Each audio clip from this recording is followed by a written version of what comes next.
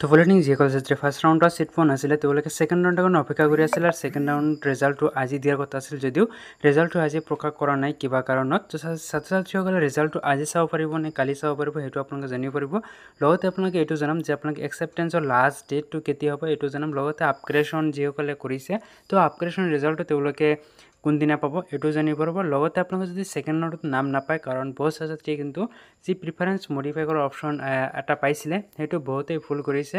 তেওঁলোকে ভাল ভাল কলেজ আৰু ভাল ভাল ব্ৰাঞ্চ কিন্তু বহুতেই চিলেক্ট কৰিছে। তো সেইসকলে কিন্তু ছিট নাপাব।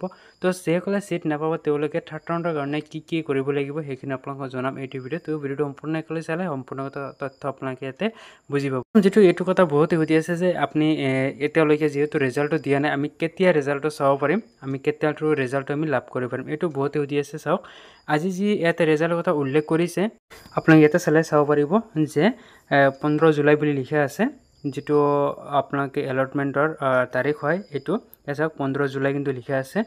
ইয়াতে আপোনালোকে এটা কথা লক্ষ্য কৰিব লাগিব বহুতে সুধি আছে যে কিয় ৰিজাল্ট নিদিলে মৰ্ণিং ভিডিঅ'ত দেখোন কৈছিলে। তো আপোনালোকে চাওক ইয়াতে এইটো বস্তু আপোনালোকে এটা মন কৰিব লাগিব এইবিলাক ডেট হৈছে টেণ্টেটিভ ডেট সম্ভৱত ডেট। মই আগৰ ভিডিঅ'টো প্ৰত্যেকটো ভিডিঅ'তে পৰাই কৈছিলোঁ যিবিলাক ডেট কিন্তু সম্ভৱত কনফাৰ্ম নহয় চিয়'ৰ নহয় যে আহিবই বুলি তেনেকুৱা নহয়। আৰু ইয়াতে লিখাও আছে আপোনালোকে এইটো চালেও গম পাব যে টেণ্টেটিভ কিন্তু দিয়া আছে অৰ্থাৎ সম্ভৱত এই ডেটবিলাক দিয়া আছে।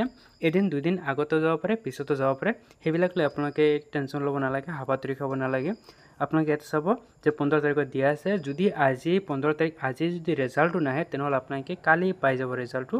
তো কালি পাই গ'লে আপোনালোকে ছিট একচেপ্টেঞ্চৰ যিটো লাষ্ট ডেট এইটো আপোনালোকে 17 তাৰিখলৈকেই থাকিব। এইটো আপোনালোকে ইনক্ৰিজ নহয় আপোনালোকে এইটো বঢ়াই দিয়া নহয় এইটো কিন্তু এক্সটেণ্ডেড নহয়। আপোনালোকে 17 জুলাইলৈকে কিন্তু অনলাইন একচেপ্ট কৰিব লাগিব। তাৰপিছত আপোনালোকে ডকুমেণ্টছ ভেৰিফিকেশ্যন কৰিব লাগিব আপোনাৰ 3 দিন আপোনাৰ 16 তাৰিখৰ পৰা 18 তাৰিখলৈকে কিন্তু আপোনালোকে পাৰিব। তো সম্ভৱ আপোনাৰ ৰিজাল্টটো 99% আপোনালোকে চান্স আপোনালোকে কালি আপোনাৰ ৰিজাল্টটো পাই যাব।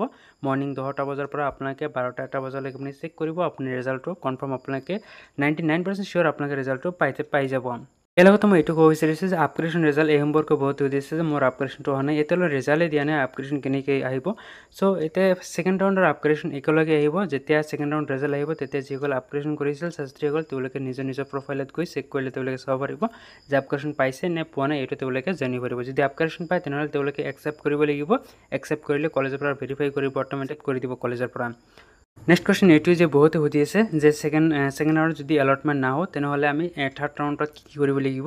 চ' চাওক থাৰ্ড ৰাউণ্ডত কি কৰিব লাগিব সেইখিনি মই আপোনালোকক নিশ্চয় ভিডিঅ' সহকাৰে ষ্টেপ বাই ষ্টেপ জনাম। আপোনালোকে চেনেলটো ছাবস্ক্ৰাইব কৰি ৰাখিব আৰু ভিডিঅ'বিলাক আপুনি নিয়মিতভাৱে চাব যে কেতিয়া কি কৰিব লাগে আপোনালোকে ষ্টেপ বাই ষ্টেপ আপোনালোকে ভিডিঅ' নটিফিকেশ্যন সকলোখিনি ডিটেইলছ আপোনালোকে পাই থাকিব। তো লাষ্টত আৰু এটা কথা আপোনালোক ক'ব বিচাৰিছোঁ যে আপোনালোকে ভয় খাব নালাগে যে আজি ডেট দিয়া আছিল আজি ৰিজাল্টটো অহা নাই এইটোলৈ আপোনালোকে ইয়াতে একো ক'ব নালাগে বা আপোনালোকে একো কৰিবও নোৱাৰে এই বিষয়ে আমিও একো কৰিব নোৱাৰি কাৰণ এইটো সম্পূৰ্ণ অফিচৰ হাতত কথা ডিটিৰ হাতত কথা।